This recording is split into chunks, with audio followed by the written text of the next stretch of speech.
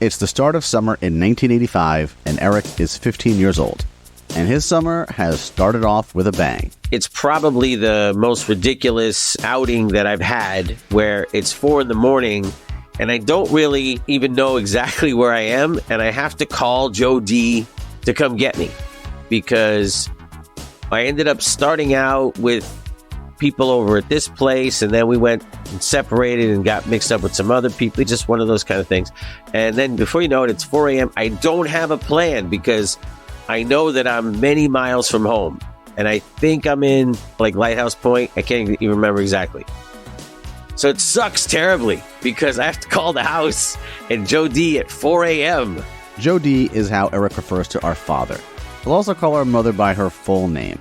And surprisingly, when he called my dad at 4 a.m. to say he needs a ride from wherever it is in South Florida he finds himself, my father does not flip out. Now that's likely because, according to Eric, this is his first major infraction. There's been no real issues before now. So Dad goes out, picks him up, and brings him home. But he does decide to ground Eric. And how long is this grounding supposed to last? 2 weeks. And don't forget, right, it's summer, right? So I'm just going to be home. And he's like, you're going nowhere for 2 weeks. And I mean, I'm just loaded with energy.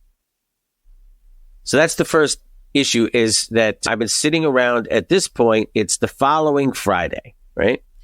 And I am losing my mind. I mean, it's awful, because at that point, Dad works until, I don't know, 6 or 7, whatever it is.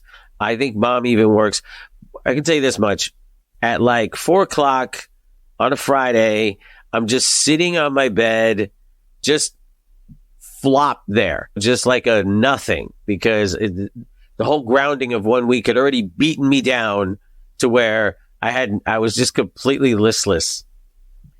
And so my brother Joey, he comes into my room. Joey is my oldest brother. He's a little over 2 years older than Eric and 7 years older than me. In June of 1985, he would have just graduated high school at the ripe old age of 18. And when it comes to Joey and Eric, well, he and I have this is putting it mildly, I guess. You could say it's a strained relationship. There's very, very little communication between us at this time, like zero. So for him to even come into my room is a surprise, right? So he comes in and he says, I got an offer for you. And I'm like immediately skeptical. These words never come out of his mouth. It's just weird. He's acting a little strange, right? I don't get it at all. My 15-year-old brain can't compute this. So I'm probably not too receptive, but I'm listening. So I'm like, yeah, okay. What do you got? And he says, well, how would you like to drive a car? Honestly, for me, this is like asking a 7-year-old girl if she wants to ride a pony. It was like, I don't know if there were greater words I could have heard. Honestly, these words are, how would you like to drive a car? The answer is 1,000% yes. That's just automatically yes. I don't care how you're setting me up right now. Emphatic yes. So, do you know how to drive a car? Yeah, I do know how to drive a car. Yeah, I've had a little bit of experience. He says, so, all right, so get yourself together and you come with me. And the good part for you is you're going to get to drive a car. Now, I didn't even ask what car, because obviously there's all sorts of levels of desire when it comes to the car, but beggars can't be choosers. And I want to drive a car. Okay. I've been sitting in this for a solid week. I mean, I'll drive a tricycle if I can get off my block. Now keep that in mind too. Okay. This has to happen before anybody gets home, because I'm grounded. So I give that some thought, but again, drive a car. I'm not going to turn this option down. So off we go, and we get into his car, which is a 1968 Dodge Coronet. And as far as I know, it holds the Guinness World Record for biggest fucking car ever. I think it was 3 city blocks long. I used to say that you could go to 7-Eleven by getting in the front seat and just getting out of the back seat, and then you'd be there. So you didn't actually even have to drive it. So it's not the most desirable car at all. It's got no air conditioning. It's loud. It's definitely, if you see it now, there's a cool factor to it because it's retro. But in 1985, it was just old. Yes. It was like, it was jalopy kind of old. It was embarrassing old. They take off in Joey's car and drive in silence. No chatter, no instructions, nothing. So we drive to a place that I'd never been, which is the office building of the Weekly World News. For those of you unfamiliar, the Weekly World News was a tabloid that used to be found next to the Enquirer at the supermarket checkout, but instead of celebrity gossip, they had stories about aliens and Elvis sightings or whatever else they were making up that week. This is a cool trip, okay? I don't know what's going on. We get to the parking lot. He just leaves me. Doesn't say, be right back. Just leaves me sitting in the car. Okay, here I go. Comes back out. It's about 15 minutes later. He comes out and he says, okay, I'm going to drive that car over there and I want you to follow me. And I'm like, okay, so this is where the driving begins, right? So the car is the complete opposite of the 1968 Dodge Coronet because it's a 1985 Chevrolet Chevette, brand new. And it's the size of a Coke can. And it actually looks like a Coke can because it's red and like gray. It's a really funny, cute little combination of colors. But at the time, and again, now this is a car. I guess this is ironic because now if you saw pictures of that car, you would think, oh, how lame is that car? And then the Coronet, you'd be like, oh, cool, badass. Okay, 1985. It was the complete opposite. I was like, oh, look at the fancy brand new car as I'm driving the shitbox jalopy with no air conditioning. So I get to follow him home. And this is the first time I've driven the Dodge Coronet, which really is, I mean, it's kind of like going from driving regular cars to now just jumping into a tractor trailer. That's the skill level involved. It's so big. I mean, I'm taking up the entire lane, like over the paint on either side. I'm driving like a grandma. I'm terrified. I'm sort of regretting it. And this is the thing, thinking about like what a 15-year-old boy is like. Nobody knows about this. It's not like my friends are with me. It's not like I'm waving to them in the street, like I'm getting recognition for this at all. It's just the fact that it's happening, that I'm sitting in this car driving it. That was the whole thrill of it for me. And that was challenged by how difficult it was because I had to give complete focus. I couldn't even think about anything else. And of course, he's just zipping along like there's nobody behind him. So I've got to keep sort of keeping up. Okay, so we go basically back to our neighborhood, but he goes probably, I'd say, I don't know, about 2 miles away from the house. Again, really highly challenged for me because now it was bad enough on the highway, but now I'm having to navigate streets and brakes and the whole thing. And he's just zipping around. I have no idea what the hell's happening, but we finally get somewhere like sort of, I think there may be a park or something. I'm not even sure. So we stop and he comes over. I'm sitting in the car. He comes over and he says, okay, so this is basically the end of it for you. So what I want you to do is go around somewhere in this neighborhood and find a place to park the car and you just leave it there. Okay. Leave the keys in it. And then that's it. And I'm like, okay, so you're going to take me home? No. You can get yourself home. It's okay. I'm going to go. You're going to have to walk home. Yeah, I got to walk home. I got to walk like 2 fucking miles home. After I figure out where to park the biggest car in America. Time's a little tricky here, okay? Because, again, Joe D's coming home, mom, and it's getting tight, and I have to park it, and I'm nervous about that because I'm going to just get out and leave it. I have no experience with this. I'm just a kid. I've never left a car. An adult would figure this out with some confidence, would be able to get out of the car like, that's right. I know what I'm doing. I'm leaving it here. That's fine. But not me. So I'm driving all around the little streets, nervous as hell. I'm trying to decide what would be best. He doesn't give me any of the details, nothing, right? So I don't know how long the car is going to be there.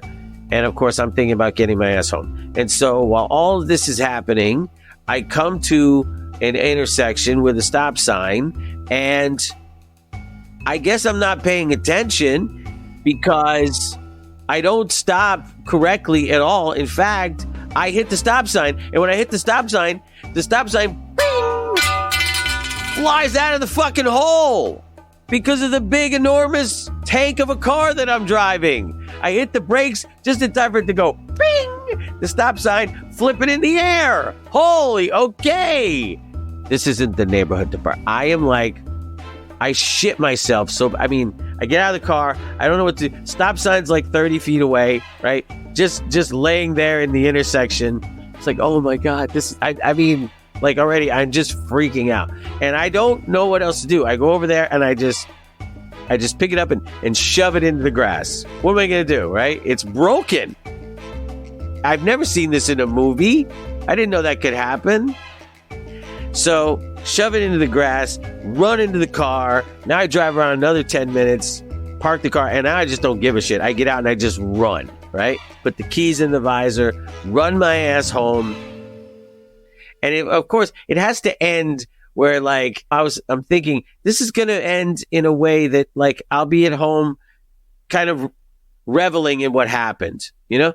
Oh man, that was great. I'll be back on my bed just like I was, but I drove a car. No, now I just can't wait to get inside and get under the covers and just shiver for a while. So that's what I do. I run into the house. I'm pretty sure Olga Lisa Rivera Delgado Munoz is home. I get into the house. I'm pretty sure I'm careful about getting in because I see her car. But then I go and I just sort of run into the house, into my room, like nothing's happened. She hasn't checked, obviously. There's nothing, right? So, thankfully, at the moment, that's like, I'm happy about that. And of course, if Joe D had been home, probably a little different, and only because I'm grounded, not because he normally comes into the house and checks on me. That's not happening. But he wants to see what that little son of a bitch might be up to, so he would have on this day. Now I'm getting over it, okay? It's like, it was probably like 5:30 at the time. So now it's like 7:30, and I'm starting to settle into my Friday night, okay? So, I mean, good TV's on now, so it's going to be okay. I'm going to be all right. So I think it's just coincidence that I'm walking through the living room because the way that house is, should explain that house. Okay, I will. The house was kind of shaped like the letter U, minus the curves. 3 bedrooms, that's me and my 2 brothers had, that was on one side. Our parents' bedroom was on the other side. And connecting them, the bottom part of the U, would be the living room, the kitchen in the middle, and then the laundry room. Eric's room was at the end of the hallway and furthest from everywhere else. So I come all the way down that hallway, past your bedroom, past Joey's bedroom, go through the living room, into the kitchen, and again, that's where I'm heading. But you pass the living room where the front door is. And so, as you recall, back in those days, Joe D and Olga would retire to the bedroom right after dinner, and that was the last anybody saw of those people. And actually, that was just fucking fine, except for on the occasion when you'd inadvertently run into Joe D walking around in his tired old tidy whities, and you were sorry you ever ran into him. We don't need to. Because that was all that son of a bitch wore after 8:30. No t-shirt, no socks, no pants, nothing. Just tidy whities that weren't tight. They were Lucy Whitings. So that's why we were thankful that if he was in there with Columbo and MacGyver or whatever was the moment, whatever's the show at the moment. Because this went from like 1973 all the way through. So I had to just pick a time. McLeod, Macmillan, or wife. Okay. So I'm going through the living room and there is a knock at the door right then. So just by chance, I'm the one who goes, all right. And I open the door. And there, to my surprise, is Joey's girlfriend, Maritza, who would eventually become his wife. And so, hey, what are you doing? And I'm completely naive to anything, right? And she's like, hey, she was a really bubbly gal. She's just kind of a goof, again, somewhat naive, sweet, really just cool. So I'm happy to see her. And hey, what's going on? And she's like walking in, hey, and I'm like, yeah, what's up? And she's like, well, I'm here to see Joey. I'm gonna pick up my car. And I was like, ooh, car. And even right now, I'll tell you, just hearing that when I said it, my heart drops a little bit. She's revealed a couple of things to me. And again, remember, I know nothing other than that I drove a car and I don't want this to get out at this point. I've survived it. And so all I want is to have it be in the past. And now here's Maritza with her little bubbly self. Hey, I'm here to get my car and see my boyfriend. And I know that he's not here. And that's really all I know right now. You need to understand that what happens from here on out kind of does not make any sense.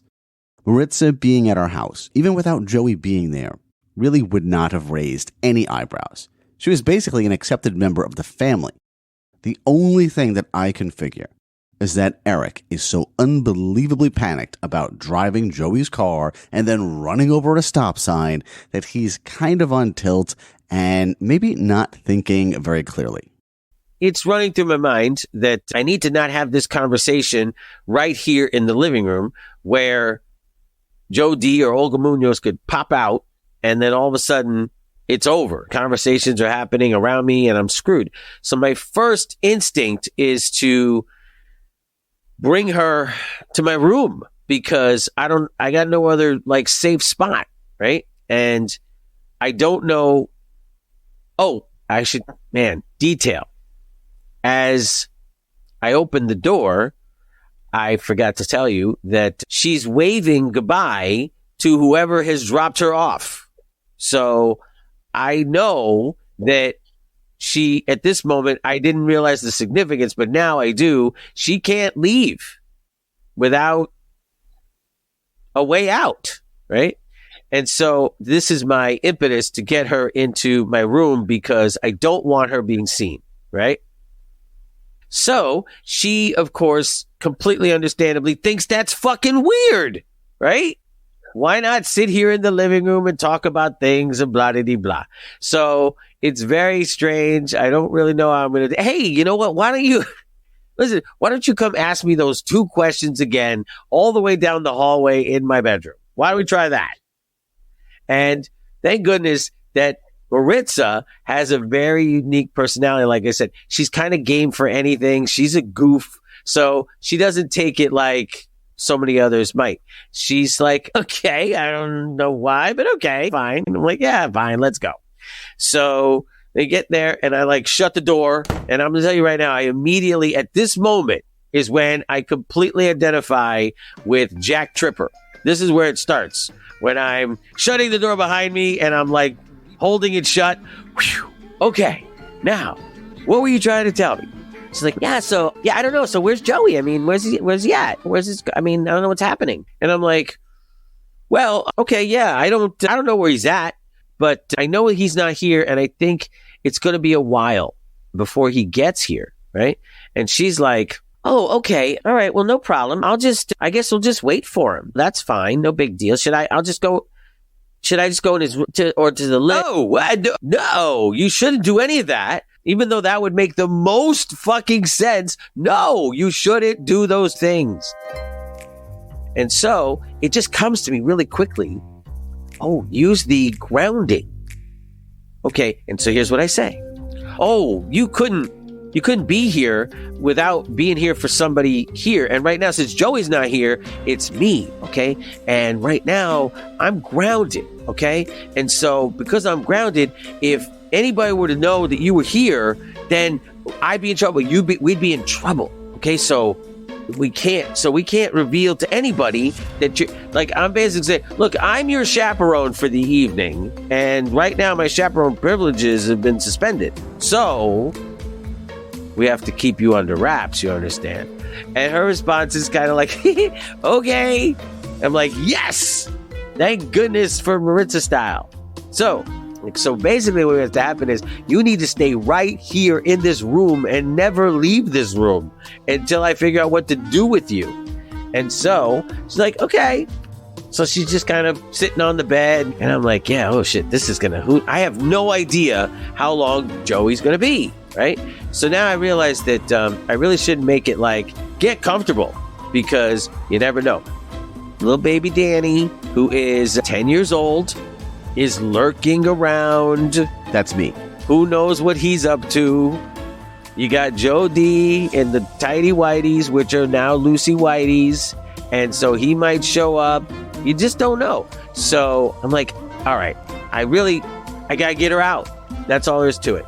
So now I have to switch tacks with her, and I say, when he goes out sometimes, he's late. I mean, it's only like 7:45. I think he might not be coming here until like 11. So, and she's like, well, why? Why would he be coming? Why would he be doing that? What's he doing there? I don't know. I don't really know. But if that's the case, that would be a long time to keep you here. Yeah, so could we get you home? How can we get you home? Oh, well, I guess I could see if my brother's home. Maybe he could pick me up. And I'm like, oh, yeah, that's great. That'd be a great thing. Okay, how do we go about that? And she's like, I just need to call him. And I'm like, oh, right. Okay, so problem there is that the closest phone to me at this moment in my bedroom, all the way down the U, is in the kitchen. And that phone is right in front of my parents' bedroom. So if the door should open, and by the way, even sometimes that door is open because they'll sit in there, and then you go by, because I can only imagine they were monitoring the kitchen, which is complete horseshit, but that would be what would happen. You'd stroll in there at like 9:15, and then you'd just hear a voice, and you'd see them both just flopped in the bed, and you just see a little part of the head. What are you getting in there? Don't go in there. Get out of there. In my own fucking house? I just paid you $28 rent this week. 15 years old. Big problem there is getting Maritza to that phone, and then on that phone, and then back to the room. It's a scheme in itself, right then and there. Okay, here's what we're gonna do. I'm gonna bring you there, okay? But again, can't be seen, okay? So let me go and kind of survey the area, all right? So I just wander around, in the kitchen, and what do you know? There's the door open, and there's the sounds of frickin' Magnum PI and shit like that in there, and they're both half asleep. So now I gotta figure out like how to casually shut that door. I just wander over and do some kind of thing that I never do, which is like, hey, guys, having a good night in here? Yeah, what the hell do you want? So, yeah, just thought I would make sure everything's cool. Can I get you anything? No, get out. All right, good night. And then I just grab the door, completely out of character, shut the door. That's not suspicious, but I did it anyway. So now I scamper my ass over to Maritza. Luckily, I've done this 1,000 times. The phone in the kitchen, it's the one that hangs on the wall. It's the big yellow phone. And it's got like the 14-foot cord that we've stretched out, and it doesn't coil up anymore. And so what I do whenever I want privacy on the phone is I take that phone and I take it around into the laundry room. Worst room in the house. Most uncomfortable. There's nowhere to sit. There's always loud shit. It's hot. Dad's got no vent in there. But that's private, okay? You shut that door. You shut it on the cord. You have your conversation. You come out. You hang up the phone. You angrily storm back like a teenager with angst. Back to your room. So I'm going to get Maritza. I'm going to stuff her in that laundry room. We're going to dial the phone, make the call, and get the hell out. Okay. I let her know all this. This is exactly how we're going to do it. She's like, okay, great. All right, so we start heading down the hall and trying to be a little brisk about it. And then all of a sudden, I realize she's clomping around in like 4-inch heels. Clomp, clomp, clomp, clomp, clomp, clomp, clomp, clomp, clomp. Hey, you gotta take your shoes off. Oh, take them off. She takes the high heels and now she's holding them and traipsing through past the living room into the kitchen. I just literally shove her right into the laundry room, grab the phone and put her in there. Okay, what's the number? Okay. So she tells me the number. I dial the number. I go in there, shut the door. Now, scariest time ever, okay, is these moments because if anybody comes along now, what is the story now? I have no idea. It's me and Maritza hiding in the laundry room. There's nothing for this, right? I'm sweating bricks at this moment. Just please don't get curious in there in the underwear and try to do anything. So, dials the phone. I'm just like, please, let it work out. And she calls and starts speaking in Spanish. And I'm like, I have no idea what's happening. But when it's over, she's like, yeah, he's not there. And I'm like, oh, shit. And well, can anybody? No, it's just my mom, and she doesn't drive. Oh, shit. Okay. So this I did not account for. I was sure we'd game over. Okay. This is the mission. Get her in there, make the phone call, go outside. Good night, Maritza. Nope. Now we got to get back to the fucking room, right? All right, now I got to go out again and I got to survey and listen at the door, make sure nobody's coming, because the distance from the laundry room until we get to that hallway and turn, that's like 50 feet, right? So you can't risk starting out and then like halfway through, if the door opens, we're screwed, right? So I got to make sure that I'm listening for like any snores, and Maritza's, all right, at this point, she's getting a little bit like, I mean, what are we doing here? What is all this? And I'm like, just please, okay, this is for my sake, all right? So there I am listening at the bedroom door, shitting myself. If it ever opens, what would be my story? But anyway, I'm listening. It sounds good. So I go and pop into the laundry room, grab her by the arm. I'm like, okay, let's go. And we're running down the hall into the bedroom. She's barefoot. Zoom, no problem. Okay. So now she's getting a little anxious, right? I'm like, that didn't work. And I'm still like really not over her being in the house. And she is not really caring anymore. She's like, what's the big deal if I just go and wait over there in the living room or something like that? Why would that be so bad? And I'm like, well, because we don't know how long he's going to be. And so I was grounded recently, and if I get in any more trouble, I'm afraid of what they'll do. So yeah, I don't know. Something's just not adding up here. I think there's more than you're telling me. There is? You really think? You think there's something more because we were running around like idiots? Yeah. So what's Joey really doing? What's he up to? Yeah. Oh, I have no idea. I don't know what he's up to. I mean, I guess I know a little bit about it. I really don't know what I'm doing. I'm just trying to just decide between telling her too much and keeping her cool. And I'm not sure if I'm balancing it, but I decide to tell her. I know where Joey's car is. I know that. It's not here, but it's not terribly far from here. Why the hell is that? Why is the car? It's a couple of miles from here. Cool. Why? Well, because I guess he borrowed your car. Do you work at the Weekly World News? Yes, I do. I work at the Weekly World News. So that spiffy brand new Chevy Chevette, that's your car. Yeah. Oh, okay. Well, I guess he wanted to drive your car. I don't really know. He told me that his car wasn't working. Oh, I see. It would have been good to know that detail before I kind of revealed what I've just told you. But yeah, you know what? I think that was the problem, is that the car wasn't working really good. And so because of the place he was going was important, he didn't want to take that car. And so that's why the car is not too close to here. because I think it wasn't working as good, and so it was better to just leave it there? Are you telling me the truth? Yes, I'm 100% telling you the truth. How do you know where the car is? Well, because I helped him to come get your car. And so that's it. That's everything I know. That son of a bitch. You know what? If I find out that he's up to something, I'm going to oh my God. Now all this just starts occurring to me too. What could he need the spiffy 1985 Chevrolet Chevette for? And whatever she's thinking is probably true. But I didn't, but I didn't suspect this at all. I had no idea. And so I'm like, yeah, that sounds shitty.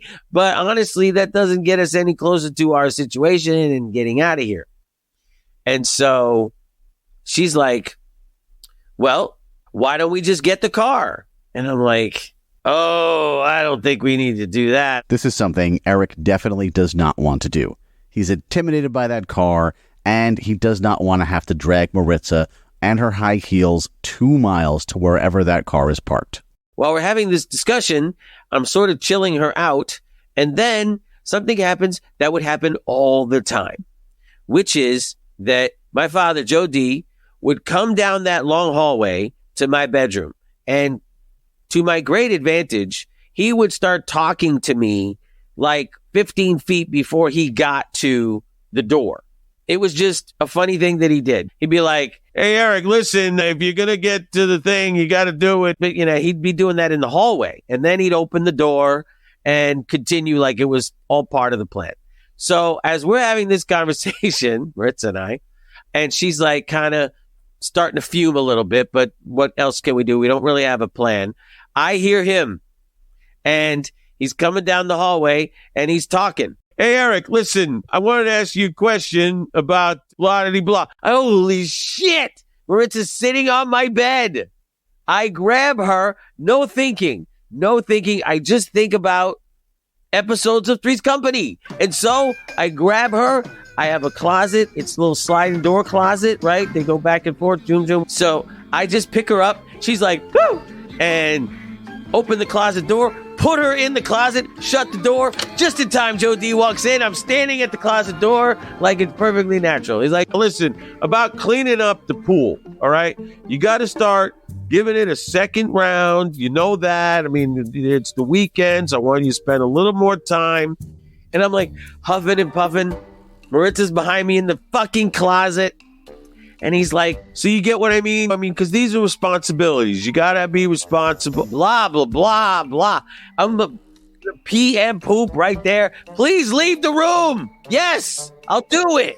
I'll vacuum it now. Just get out. You cool? Yeah, I'm cool. I'm fine. This is the problem with talking to you. You've always got an attitude. Let me tell you a few things about life. Now he starts, and I'm just like, oh, fuck. So, because I'm standing by the closet, right, he sees what I have hanging off the closet door. I actually have a little pulley exercise thing, right? It's behind you, right? And it's got a couple of pulleys with some weights on it, right? This old-timey 70s contraption that I use for exercise. As I'm standing there by the closet, he's starting to lecture me a little more about my attitude, and he just walks over there and sort of pushes me out of the way and grabs the fucking exercise thing. Maritza's right behind it in the closet, and he's starting to casually... So if you're going to have this kind of attitude, you're not going to get far in life. I can't believe this is happening. I can see Maritza. I can picture her behind there, sweating, my clothes all over the place, meatball sandwiches, whatever the hell's in there. She's freaking out, looking at Joe D's back sweat as he's in his fucking tighty-whitey, lecturing me about my bullshit attitude. So now I just don't know what to do. So I sit on the bed and I say nothing. I take it up. You're right. You know what? You're right. Yep, that's true. Attitude. Yes. Mature. Responsible. Responsibility? Yeah. Pool. Vacuum? Yes, sir. See, this is all I'm talking about. You know what I mean? You smarten up, then maybe, you won't have such a half-assed life. You know what I mean? Yep. Boy, is it late. You sure got your exercise in. I'm telling you, those underwear really, they've toned up nicely for you. Why don't you get the fuck out? So he leaves. Whoo! Okay, and I do the thing, and I always hate when you see it in the sitcom, which is as soon as they leave, they immediately go and rescue the person. They don't give it like a beat, like just in case. They go immediately to let the person out from under the bed or whatever the hell thing is. That's what I do. Open the door, shoom. She comes out. What the crap? What's happening? Why would you? And then I have one more thing. Shove her right back in. Slam the door. He walks back in. What? I gave you everything. What could it be? Your mother, she was telling me. I don't remember what he said. I'm just, please go. Please go. All right. He goes, I just sit on the bed and I stare at the closet now for like 2 minutes. And I'm just thinking about what the crap is going on in there. I mean, she's going to kill somebody. I'm afraid to let her out now. This is different Maritza. So, okay. He's not coming back. He has sauntered all the way down the hallway and he's gone. So I let her out and man, she is a wild woman. She's so pissed off. What the hell is going on? How could you do that? What's the matter with him? Why would he even be Why would he exercise at 8 and 9 o'clock and know what's the matter with him? I don't know this family. It's weird. I don't understand. I'm so sorry. What are we going to do? Let's think about this. Maybe we should. Is there anybody else that we could call? Well, yeah, we could call maybe my friend, right? I'm like, okay. Maritza gives Eric the phone number of a friend to call. Eric calls the friend several times. Each time, the line is busy. No good. So I go back to the bedroom. As I go back to the bedroom, I'm explaining, okay, that didn't work. She's pushing for the whole car retrieval, right? And I'm like, okay, it's starting to make better sense to me. So we're kind of playing this out. And then, hey, Eric. Oh, my God. All right. So this time I just run out of the bedroom, right? And I go down the hall and I catch him like in the living room. And as I turn the corner, he's standing there in his underwear. Guess what he's holding in his hands? Maritza's red high heels. I swear to God, I feel like I'm having a stroke right now. He's standing there like, what the hell do we got here? Oh, shit. I can't possibly come up with answers for all this shit. I can't. So he's like, what do we got? So what do we got here, Eric? What do we got? Oh, well, they're my girlfriend at the time. I say, she left them here the last time that she was here. He says, yeah, she left them on the washing machine the last time she was here. Is that what you're telling me right now? Like, oh my God, I'm thinking I'm going to kill Maritza. That's what I have to do now. Are you kidding? I don't like, you know what? I'm not sure. Maybe somebody moved him or something. And he's like, you're grounded, right? You know that, right? Yeah. So, right. That's what I mean. So this is like, she probably has been looking for those high heels for like 10 days or something. Because Lord knows. Then he does like the cliche proud papa thing. Oh, man, boy. Yeah, that's my boy, right? Yeah. Oh, you little devil, you. I'm like, holy shit. Okay. I don't even know if I know how to kiss yet. You got it, Pops. That's me. Now, not so upset about the grounding. I don't know why, but this is like, all right, there's certain exceptions, apparently, to the grounding as long as you're being a chip off the old block. Well, look, make sure you get him back to her, all right? And we'll just forget this ever happened. Okay, all right. So this is good information, really, because, again, he's not freaking out on me, right? I was expecting when he discerned the possibility that I could have had a girl in the house this past week. He's not losing his mind. Okay, so now I go back into the bedroom and I present the high heels to Maritza. She shits herself right there. Because she's been waiting for whatever's going on. She's like, oh, I'm like, yeah, you got to keep track of your freaking accessories. You don't have a purse laying around anywhere else. I mean, what else we got? Some team we're turning out to be. Okay. So now at this point, I've had it. I mean, I'm really so spent. I want out of this house. So I decide, yeah, you're right. I do. We need to get in that car and just get the hell away. That's really it. So the only problem is, Maritza, it's a 2-mile journey. You're either going barefoot or in high heels. So both of those options suck. And I want to do this as quickly as possible. So now my only option that I can think of, and it's a sucky option, but I don't know what else to do. I decide, okay, we're going to sneak out and we'll go around to the side of the house. There's a big fence. There's a 6-foot privacy fence on one side of the house. And it'd be very difficult from anywhere in the house. You cannot see what's going on the other side of that fence, even though it's really close to our property. So the only way to see anything on that side would be to go out the front door and then walk like 40, 50 feet, turn the corner and look. So even though it's a very conspicuous spot for anybody else in any other house, nobody from our house can see. Eric's plan is to go around to the side of the house where the privacy fence is, leave Maritza there, and then walk the 2 miles to the car.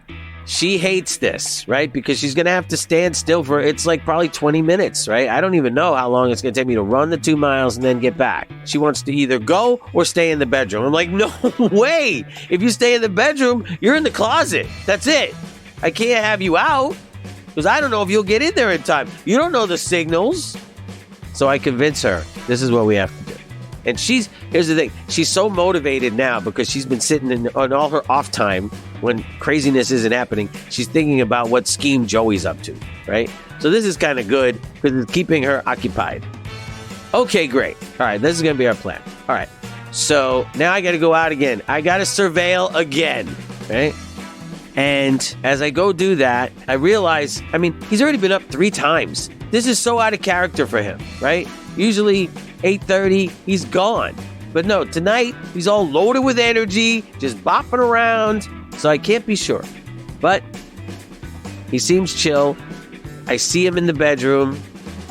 I act like I'm just passing through. And at this time, I don't want to shut the door because that would be too weird on a night like this, right? So I go back and I'm like, okay, Maritza, get your high heels. We're going to zip on down the hall, make the left, run out the front door. That's what we're going to do. Go around the corner, told her the whole plan. Okay. All right. Once you go out the front door, you pass through the carport, and then there's a window in the kitchen that you can see out into the carport. Okay? Maritza's 5 feet nothing. And so she's passing under that window to go around the corner. As I pass the window, I'm not looking at the window. I'm not even thinking about the window. We're just passing it, okay? And as I do, all of a sudden I hear, Eric, what? I can't fathom it. I can't. I turn my head, and there's Joe D at the kitchen sink looking out the window at the kitchen sink. Looking out the window at me. Oh, shit. Now I shove Maritza. I'm like, go, scurry. As I'm doing that, I start coming back to the front. Yeah, oh, hey, I'm right. Nice to see you. So he opens the door. I'm right there at the door. I try to catch him before he comes out and can see Maritza. So he's like, what are you doing? Now it goes to my head that I'm going to disappear at this moment. This is my plan. I'm going to be gone, right? And I'm outside, right? So what do I say? He says, what are you doing? I'm just waiting. I'm waiting for my friends to come pick me up. We're going to go to the movies. I just blurt this bullshit out of my mouth.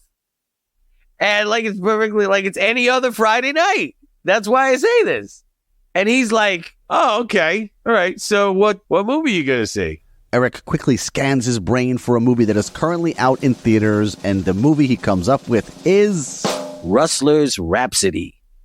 Tom Berenger vehicle. So I'm telling him, yeah, it's this Western. So we're talking about it. And he goes, you got enough money? Yep. I think I'm okay. I think I'm okay. He's like, all right. That's cool. And then he goes, wait a minute. You're grounded. It just occurs to both of us at the same time. I'm like, oh shit. I am grounded. What's the matter with me? What is the matter with you? You went and made plans to go to the movies? You're grounded? You're grounded for 2 weeks.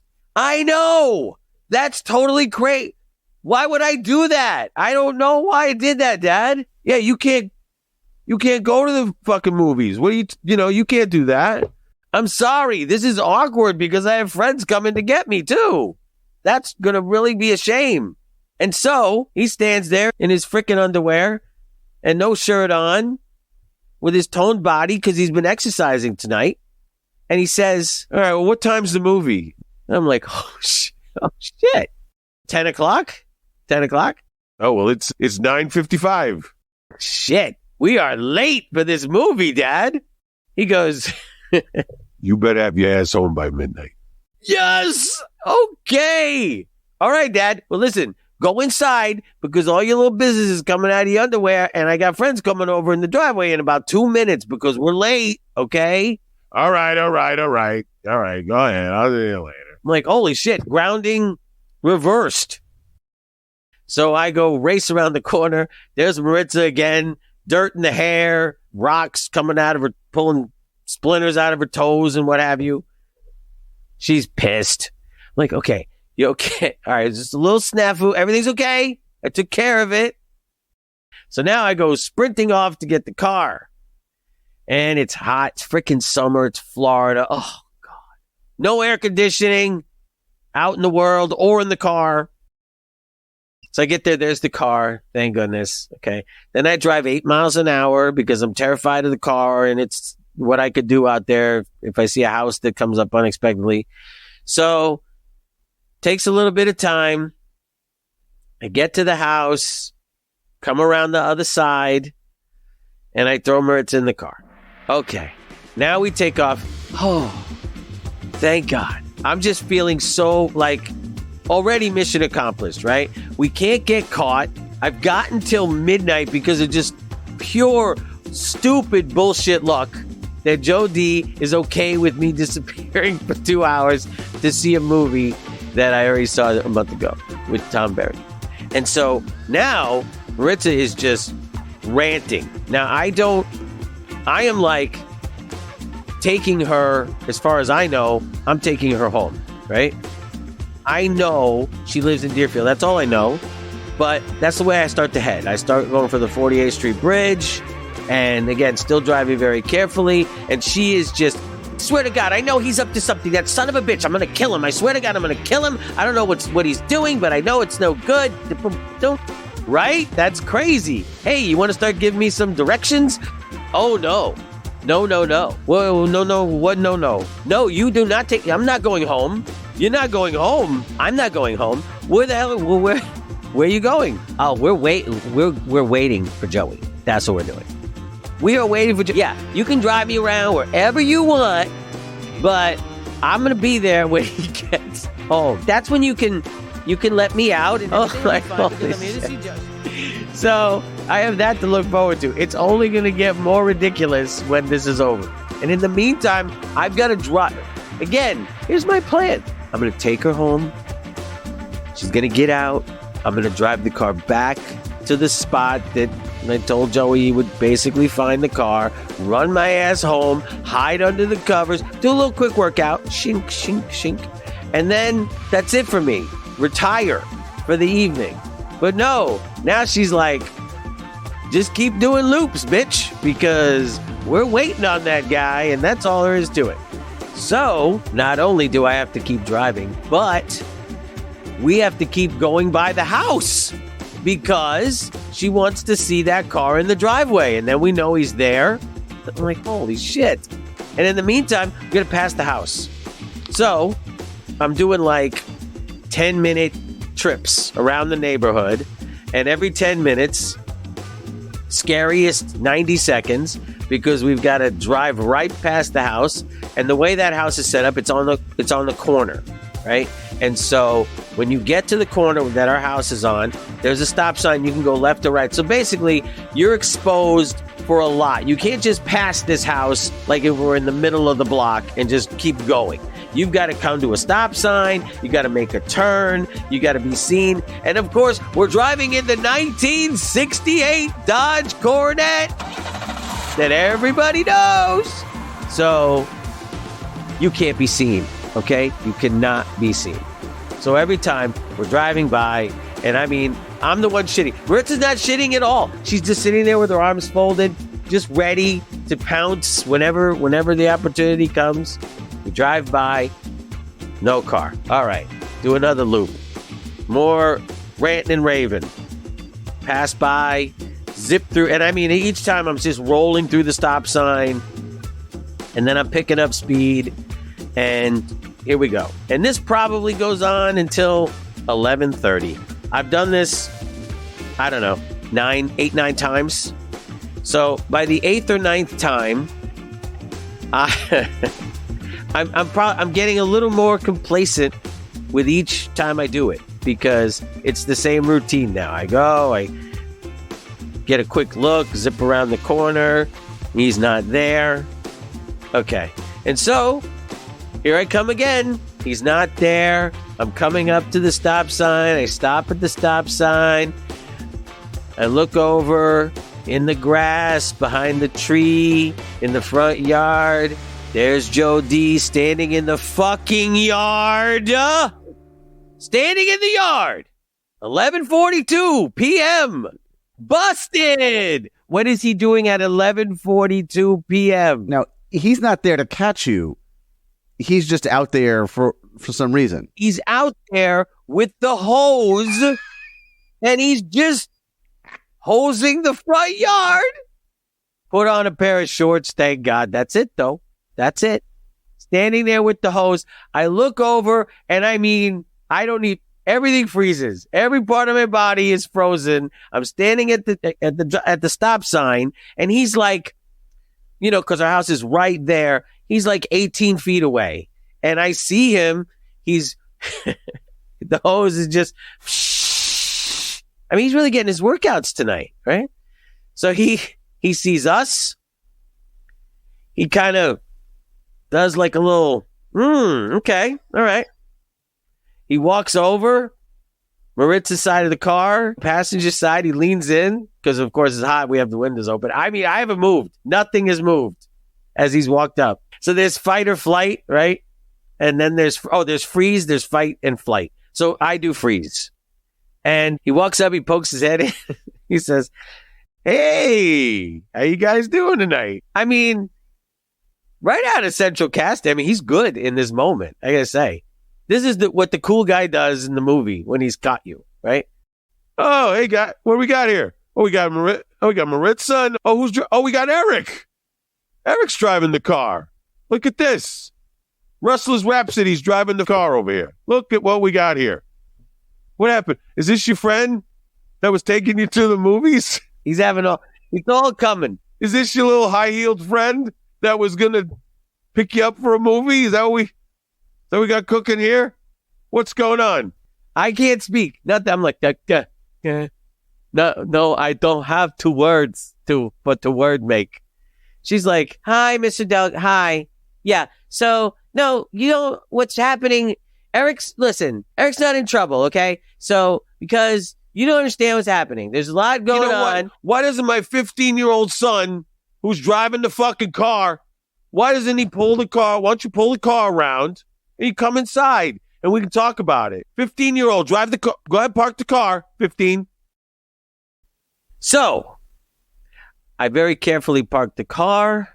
It never seems true, right? When you hear somebody tell you this, where like they're carrying this this great burden, this great secret that they're carrying, and then they tell you the minute they confess it, is great relief because it's out now. They got it off their chest, all that shit. Well, that actually happens to me. I'm like, thank God it's over. I'm probably dead. Okay, I may die tonight, but I'm getting rid of this broad over here, and I don't have to sneak around like freaking Jack Tripper anymore. So this is fine. I got this. So we go in. Maritza's all clomping around with the heels. She's going to straighten some shit out. By the time we get inside, there's Joe D. and Olga Munoz is woken up from her slumber, and they're sitting in the living room, and they want a story. Here tonight is a story. So we get inside, and Joe D is, go ahead, Start talking. Oh, man. So, we both kind of like tell apart. The most charming version that I could give. He's starting to like put the little pieces together. And they're honestly amused. He's amused. Mom's not amused. Mom is pissed. And so when I get done with my dissertation, he tells me, thank God, he's like, all right, you can go to bed. All right. And that grounding, you can just consider that indefinite. All right. You just go on now. We'll see you. We don't know when we're going to see you. All right. Your privileges are revoked as far as anything you need to know right now. Have a good night. I'm like, okay, let me out of here. So I go. Right. So the only bad part is that I know I'm missing whatever interesting conversations are going on. It's not much after that Joey comes up. Now, you have to pick. This is what I think about. All right, so he pulls up. He's had his night of entertainment, right, out in the world. He's pulling up in the Chevette, and you have to guess one of two things have happened. He's either went looking for the Dodge Coronet over in the neighborhood, couldn't find it, and decided after however long to come home, right? Or he's come home to kind of check in with me and make sure everything's cool. I don't know, one or the other, right? But either way, when he gets there and he sees the Dodge Coronet in the driveway, think about how much shitting he's doing right now, right? Now, if we had a good relationship, I would know this, but I don't know this. I just imagine it, that this had to happen. So I hear him come in, right? And now the shouting is from everybody. It's Maritza at Joey at Joe D. It's mayhem out there. I open my door. I'm listening. Joe D screaming at him about responsibilities and being a adult and attitudes. And he's looking for my exercise machine again. And Maritza's like, what the hell are you doing? I can't believe I'm stuck running around this house with the high heels. Joey, I can't believe I'm so disappointed in you. All this is happening. All this chaos. So I just know, that's a big mess right there that I'm not involved in. So the next day, I happen to run into my father. He's the first one. And he says to me, so, yeah, I decided on your punishment. I just thought I would let you know. Okay. So because you're driving a car, that's illegal, right? You know that. Yeah. Right. Yeah, I do. I know it's illegal. Okay. So here's what I decided is that as far as your driving privileges, okay, because you're coming up on 16, you were going to get your driver's license. That was the plan. So your driving privileges are off the table. In fact, check back with me when you turn 18. Check back with me when you turn 18. 2 years and 1 month. And that's when the check-in happens. That's like you get life. You go to jail for life, but then you could get parole in 60 years. You could. It's a long way off. That's me. I'm going to get the check-in and might get paroled at 18. And then, eventually, Joey Delgado wanders down the hallway, pops his head into my room. I'm grounded indefinitely, and no driving until 18. Okay. And as I'm sitting there for the last, 10 hours, I start stewing about this and thinking, all this happened because I was helping that son of a bitch. That's why. I was a good brother to him all night. I was protecting. I knew he was up to something. I didn't know what. I wanted to drive a car. He should have known better. I'm the baby. I'm going down for him. Comes in there and he says, I just wanted to tell you, thanks a fucking lot. Shuts the door. That's it. That's the end. So where was Joey all this time? Well, he was out with the prom queen, escorting her to a farewell party. But even if Joey might have hoped something would happen, and he did, according to him, it was a very friendly and platonic relationship. So, yeah, really nothing that scandalous actually happened.